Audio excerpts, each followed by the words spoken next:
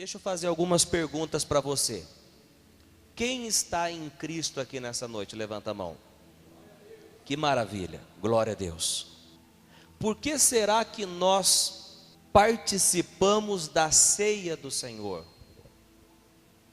E o que é a ceia do Senhor? Qual é a minha fé e o meu entendimento ao participar da ceia do Senhor? Essa palavra é muito importante para os novos convertidos, os que estão andando com Cristo agora e aqueles que estão há muitos anos já. Por quê? Porque nessa noite nós vamos entender a ceia do Senhor. E o entendimento da ceia do Senhor pode levar cura para todo o seu corpo.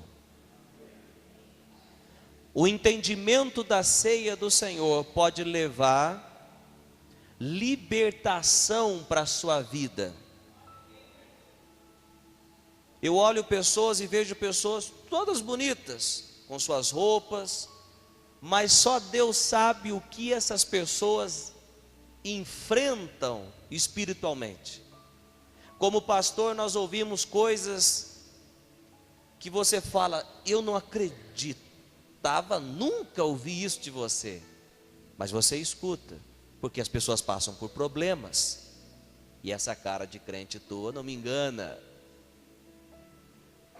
Mas o entendimento correto da ceia do Senhor pode levar a real libertação em Cristo. Então abra sua Bíblia comigo na epístola 1 aos Coríntios, no capítulo de número 11. E nós vamos ler o verso 23, a partir do verso 23. Pois recebi do Senhor o que também lhes entreguei, que o Senhor Jesus, na noite em que foi traído, tomou o pão, e tendo dado graças, partiu-o e disse: isto é o meu corpo, que é dado em favor de vocês. Diga assim comigo: o Senhor Jesus disse que isto é o meu corpo, que foi dado em favor de vocês. Versículo 25 diz: da mesma forma, depois da ceia, ele, Jesus, tomou o cálice e disse: este cálice é a nova aliança no meu sangue. Façam isso sempre que o beberem em memória de mim. Versículo 26. Porque sempre que comerem deste pão e beberem deste cálice, vocês anunciam a morte do Senhor até que ele venha. Verso 27. Portanto, todo aquele que comer o pão ou beber o cálice do Senhor indignamente, será culpado de pecar contra o corpo e o sangue do Senhor. Verso 28. Examine-se cada um a si mesmo, e então coma do pão e beba do cálice. Pois quem come e bebe sem discernir o corpo do Senhor, come e bebe para sua própria condenação. Quem está ouvindo isso que a palavra está dizendo? Agora escute. O que será que significa participar da ceia indignamente? É isso que nós vamos ver aqui. Qual era o contexto? Por que o apóstolo Paulo, o Espírito Santo, usou ele para escrever essa carta para esta igreja de Corinto? Por quê? Porque esta igreja estava participando da ceia sem nenhum entendimento. Isso há um grande perigo quando você faz coisas para Deus sem entender. O que a palavra de Deus diz? Amai o Senhor com todo o seu entendimento, com suas forças. Isso tem a ver com fisicamente, entendimento tem a ver intelectualmente. Você precisa entender as coisas que você faz para Deus. Quando eu não entendo por que eu estou pregando, eu vou parar um dia. Quando eu não entendo por que eu estou louvando, eu pararei um dia. Quando eu não entendo por que eu fico na porta recebendo os irmãos, eu paro. Por quê? Tudo aquilo que eu não entendo, eu não prospero. Tudo aquilo que eu não entendo, eu não avanço. Mas quando nós entendemos, pode se levantar quem for, diabo, enfim, as pessoas, nós continuamos. Por quê? Porque nós entendemos.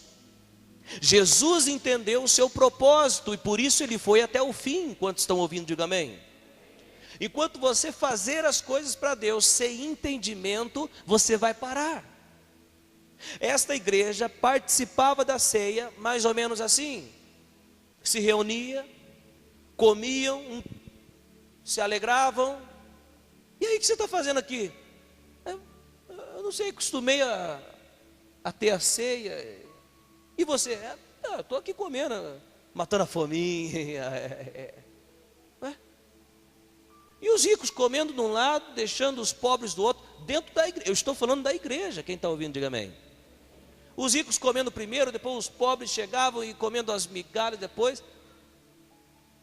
Sem entender qual foi a consequência deles não entenderem. O verso que nós paramos, no próximo verso, o apóstolo Paulo diz: por isso que há entre vocês muitos doentes, fracos, e muitos já morreram. Esse muitos já morreram, eu entendo, muitos foram embora antes do seu tempo de partir. Isso é um grande debate. Algumas pessoas dizem, partiu porque foi a hora dele. Não.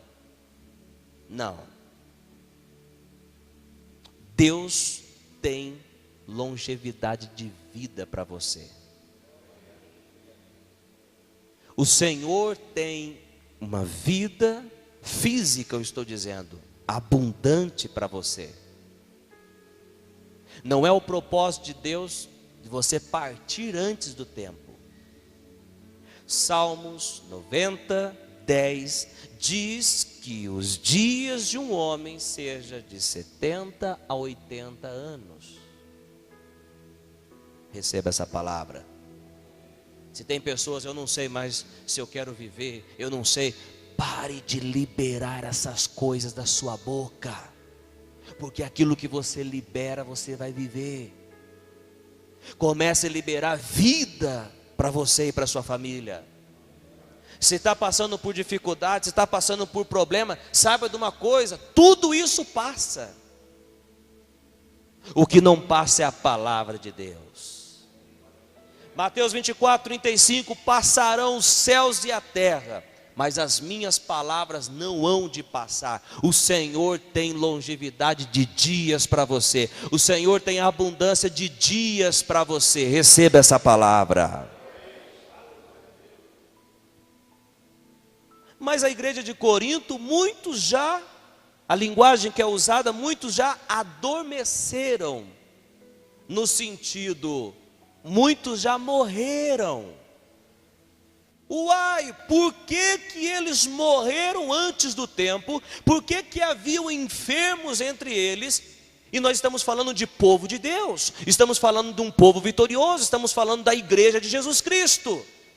Só que a igreja de Jesus Cristo, um cristão será vitorioso e poderoso quando ele entender a obra de Cristo na sua vida. Caso contrário, será um fracasso.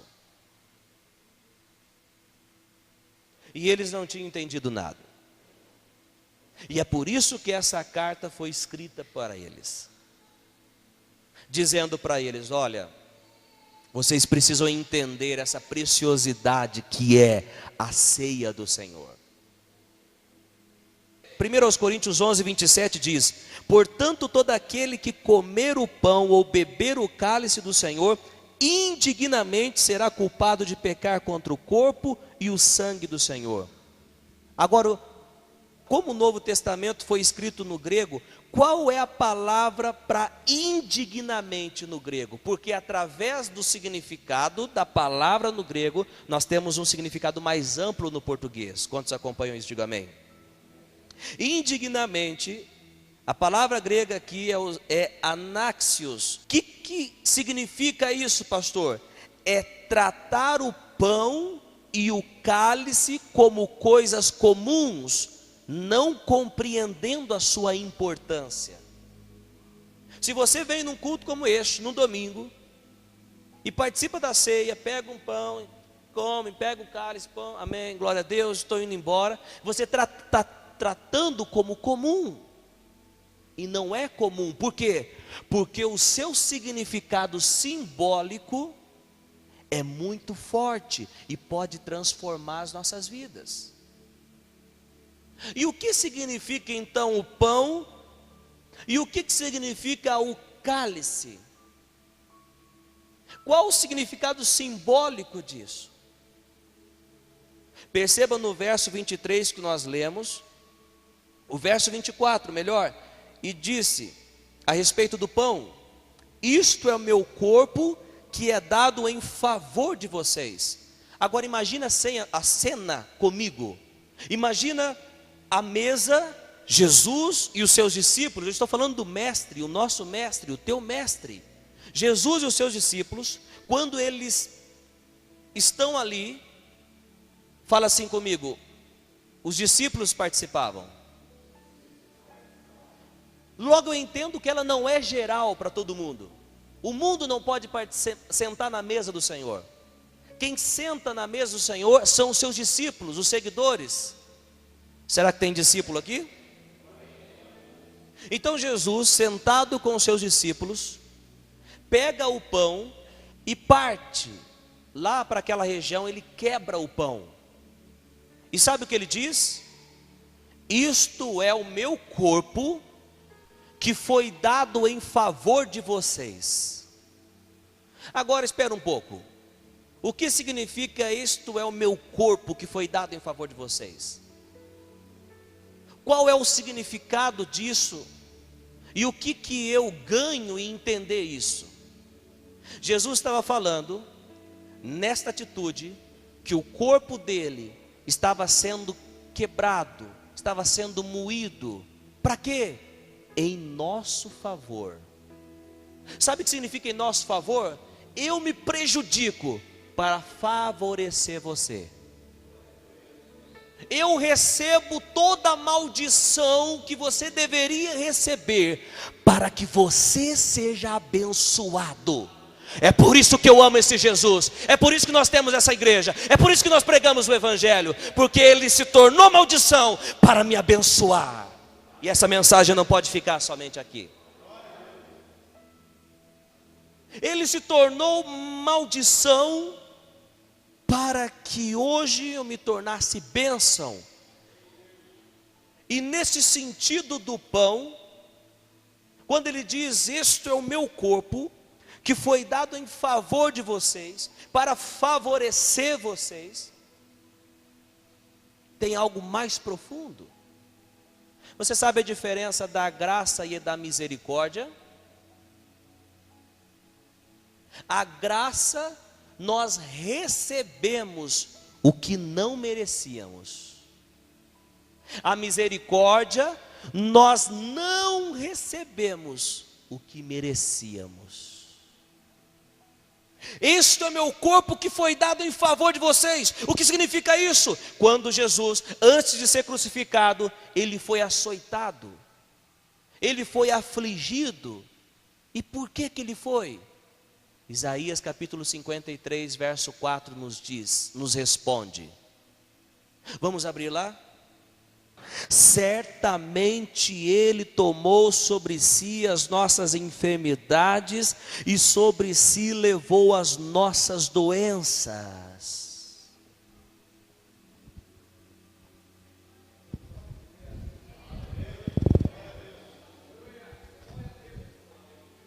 Certamente ele levou sobre si as nossas doenças. Se você está aqui, eu quero que você entenda uma boa notícia: não ande enfermo, ande sarado, porque foi a obra de Cristo. O diabo crê, o diabo fala ou não, ele tem que engolir essa. A obra de Cristo foi concretizada, completa. Você é sarado no nome de Jesus. Pode aplaudir o nome santo do Senhor, é a palavra dele. Aleluia, aleluia, aleluia. É por isso que eu disse que vidas podem ser transformadas nessa noite. Ceia do Senhor e Páscoa judaica, qual a relação? O povo de Deus, antes do nascimento virginal de Cristo, o povo de Deus se encontrava numa terra chamada Egito, a maior potência daquela época em guerra, força. Para sair de lá da escravidão, humanamente falando, impossível. Mas Deus diz: sou eu o Senhor. Moisés, eu estou te enviando para libertar, porque o meu povo, porque eu ouvi o clamor deles. Moisés disse: mas Senhor, lá na sarça, pegando fogo, mas não consumia. Em nome de quem eu vou e vou falar para eles que eu estou indo no nome de quem?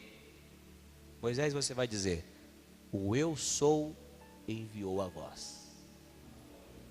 Qual é o seu nome? O eu sou. Nas páginas do Novo Testamento nós sabemos quem é o eu sou. Eu sou o caminho, a verdade e a vida. Eu sou o alfa e o ômega. Eu sou a luz do mundo. É de Jesus que nós estamos falando. Saia apaixonado por esse Jesus aqui nessa noite. Então, Faraó com seu coração duro, soberbo, e a Bíblia diz que a soberba antecede a queda. Se alguém quiser cair aqui, espiritualmente falando, fique soberbo, ok? É uma boa dica. Ninguém quer cair, né? Você quer se quebrar, fica orgulhoso ou orgulhosa. Agora, se você quiser ser honrado, se humilhe na presença de Deus. Deus mandou uma praga, o faraó disse: pode libertar. Não, liberta não. Enfim, segunda, terceira praga, e nada desse povo sair da escravidão. Na 10ª e última praga, o Senhor decreta então um anjo que vai matar todos os primogênitos do Egito, seja em crias, como seja em filhos. Agora você me faz uma pergunta: pastor, se o anjo ia matar os primogênitos na terra do Egito, o povo de Israel não estava no Egito? Porventura os primeiros filhos dos israelitas morreram? A resposta é não. Por que os filhos primeiros dos israelitas não morreram? Porque Deus disse: mate um animal e passe nos umbrais das portas. Quando o anjo chegar e ver o sangue nos umbrais das portas, o anjo vai passar por cima, passar por cima, passar por cima. O significado de Páscoa é passar por cima. Amém? E diz a palavra que grande foi o choro no território egípcio. Por quê? Porque o primogênito de Faraó morreu, suas crias morreram. Ok. Mas aí diz a Bíblia que o povo saiu da terra do Egito e eles tinham um caminho até chegar à terra prometida. Agora abra comigo no livro de Salmo 105, verso 37. E ele tirou de lá Israel, que saiu cheio de prata e ouro. Não havia em suas tribos quem fraquejasse.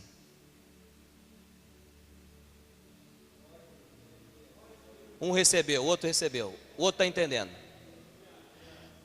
Quantas pessoas eram, pastor? 600 mil homens, sem contar com mulheres e crianças. Vamos colocar aí 1 milhão, mais de 1 milhão de pessoas saíram do Egito, onde eles estavam sendo escravizados, sem ninguém que fraquejasse. Em outras traduções, sem nenhum enfermo, sem nenhum doente. Antes da vinda de Cristo ainda. Ele saiu sem nenhum doente. Pastor, nenhum doente. Então quando você pega o filme da Páscoa, que mostra aquelas pessoas passando de maca, atravessando o Mar Vermelho, é uma grande mentira. Porque a palavra de Deus diz que eles saíram sem nenhum doente. Por que eles saíram sem nenhum doente? Porque lembra do sangue nos umbrais das portas, quem lembra?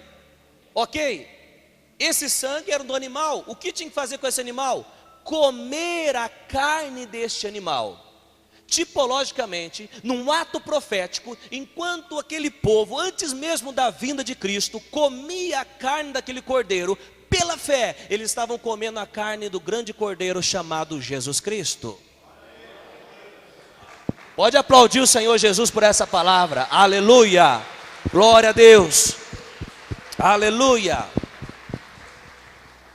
Agora escute, por que será que em Salmo usa a palavra fraquejar de fraco, e Paulo lá em 1 Coríntios usa a palavra fraco, se referindo aos doentes? Por quê? Porque há uma grande relação nisso. E eu quero te despertar o seguinte: se o povo, antes mesmo da vinda de Cristo, já experimentou a graça poderosa de Cristo no que se refere à cura, quanto mais agora, na vinda de Cristo, na dispensação da graça, você não pode andar enfermo.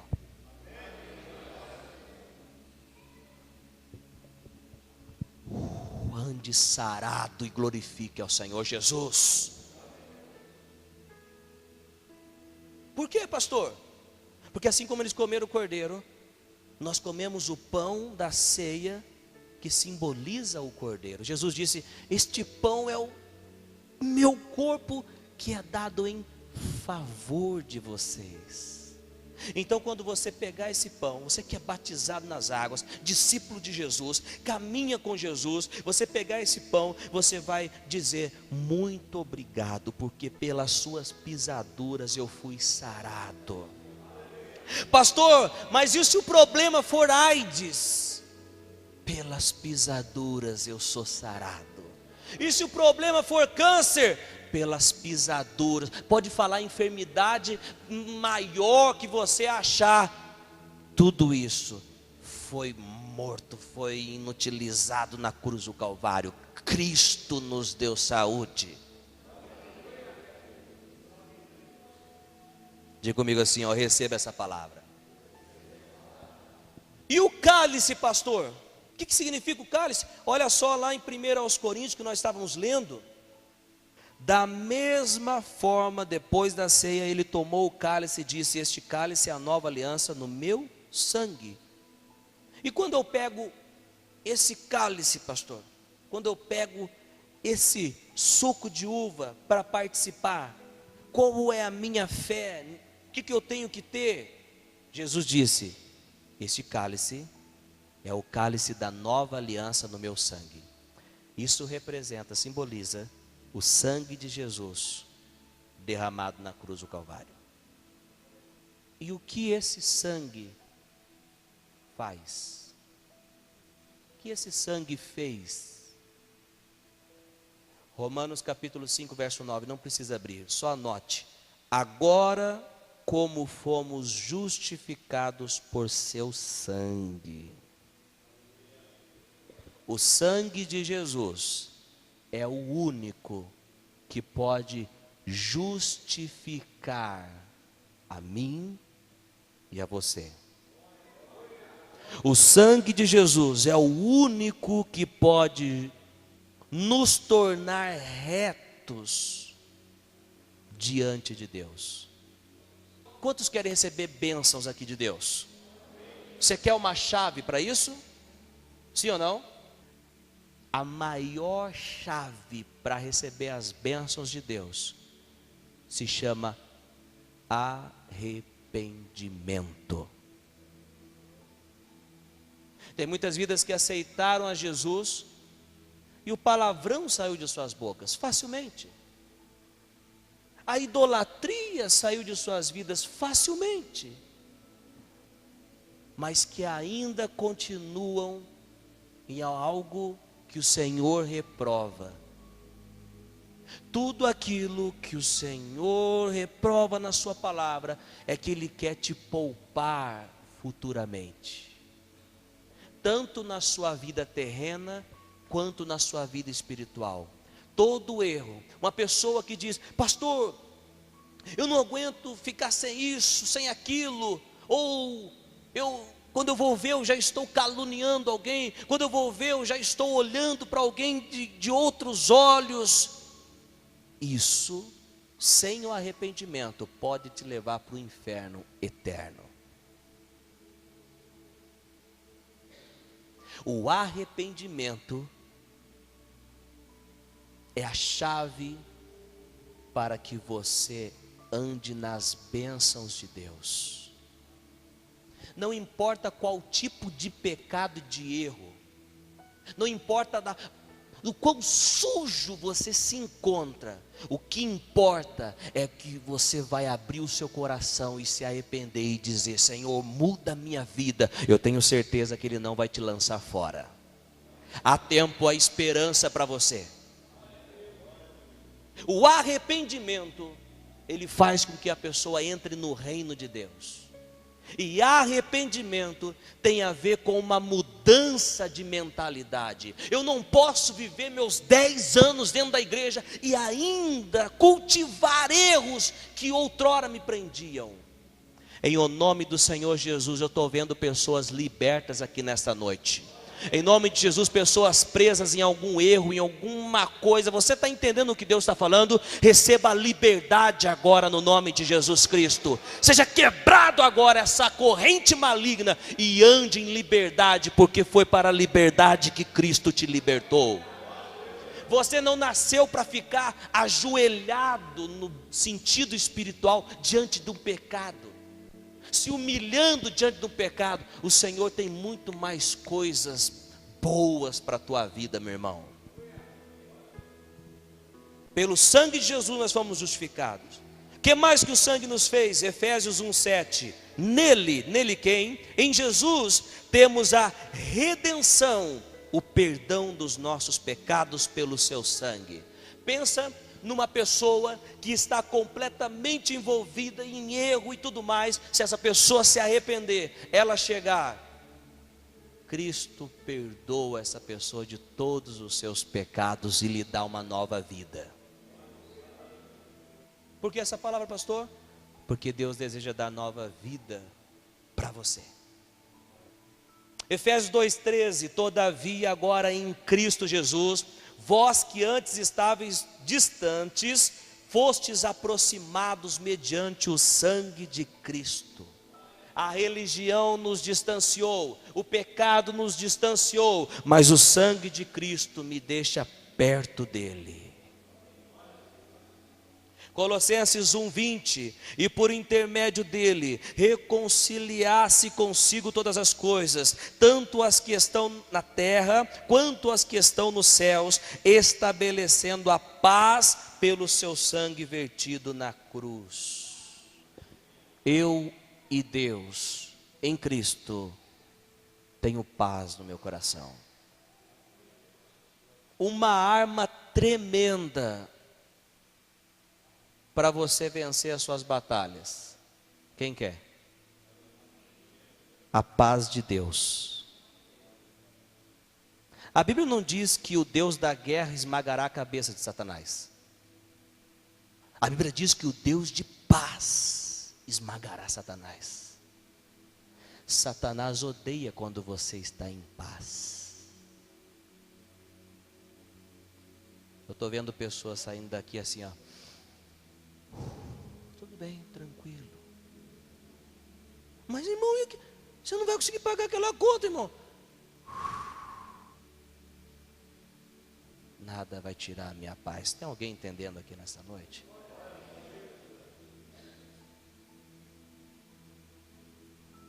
não espere ter paz de Deus se você decidir pelos prazeres mundanos. Paz de Deus e prazeres mundanos não combinam, ou é um ou é outro. Prazeres mundanos, você não tem nada de paz. Obediência ao Senhor, você deita no travesseiro e paz. E essa paz vence o seu inimigo. Porque o Deus de paz esmagará Satanás debaixo dos vossos pés. Aleluia. 1 de Pedro, capítulo 1, verso 18: porquanto estáis cientes de que não foi mediante valores perecíveis como prata e ouro que vocês foram resgatados. Vocês não foram resgatados por prata e ouro, por dinheiro algum. Como nós somos resgatados, pastor? Versículo 19: mas fostes resgatados pelo precioso sangue de Cristo, como de cordeiro sem mácula ou defeito algum. Você foi resgatado pelo precioso sangue de Cristo. Querido, Cristo tem que ser o único na sua vida. Único. Só Ele é o Senhor. Ah, mas e o Joãozinho? O Joãozinho não derramou o seu sangue por mim. Mas e a Maria? A Maria não derramou o seu sangue por mim. Cristo derramou o seu sangue por mim. Ele me comprou com o seu sangue. 1 de João 1,7 diz: se no entanto andarmos na luz como Ele está na luz, temos plena comunhão uns com os outros, e o sangue de Jesus, seu Filho, nos purifica de todo pecado. Por um acaso tem alguém aqui que já andou, caminhou, decidiu por Cristo, mas está em algum erro? Se você se arrepender, voltar para o Senhor, o sangue dele te purifica de todo pecado. Hoje você pode sair daqui limpinho, alvo como a neve, branco como a neve. Quando eu pego o pão, eu sei que Jesus foi esmagado para me curar. O Filho de Deus que está enfermo e diz: Senhor, o Senhor que sabe se é a tua vontade. Deus olha: você não entendeu aquilo que eu fiz. O meu filho padeceu, o seu corpo foi afligido justamente para te dar saúde. Quando você diz: obrigado, Pai, eu sou sarado pelo corpo de Jesus, eu participo dessa ceia, eu como desse pão, sabendo que Jesus me sarou, você estará glorificando a palavra de Deus. Quando nós participamos do cálice, nós sabemos que é um cálice da nova aliança no sangue de Jesus. Foi para a liberdade. Eu não posso me prender com as coisas que outrora me prendiam, mas agora eu estou livre agora para servir ao Senhor, mesmo no mundo de trevas, mesmo no mundo de coisas horríveis, mas eu não faço parte deste mundo, eu sou de Deus agora, eu nasci dele. E essa é a vitória que vence o mundo, a nossa fé. E quem vence o mundo? Aqueles que nasceram de novo. Somente Jesus pode te dar o poder de nascer de novo e vencer o mundo. Imagina um rio, imagina um barco. O que acontece se as águas do rio entrar no seu barco? O que acontece? Se você não tirar, vai afundar, sim ou não? Nós estamos nesse rio que se chama mundo, e nesse barco que se chama Cristo, e não deixe as águas do mundo entrar nesse barco. Permaneça firme no nome de Jesus. Acho que você poderia glorificar a Deus por essa palavra, hein? Aleluia. Pode aplaudir o Senhor. Aleluia.